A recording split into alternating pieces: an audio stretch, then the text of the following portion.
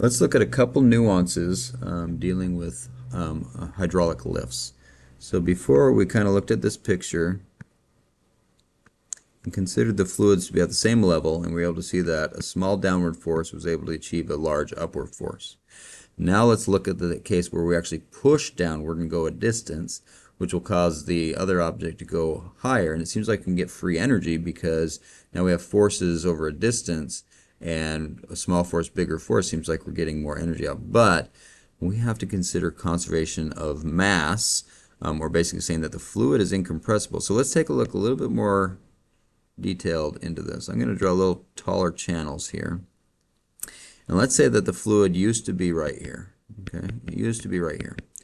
If I push this fluid down to this level, some distance d1, using a force F1, and it's got a cross-sectional area A1, well, this fluid's going to move up, and we know it's not going to go as far.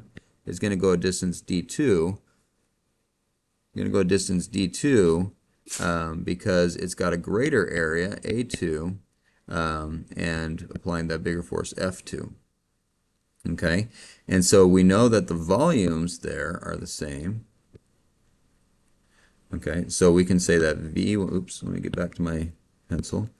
We can say that V1 equals V2, and in our variables given, we have D1 A1 equals D2 A2.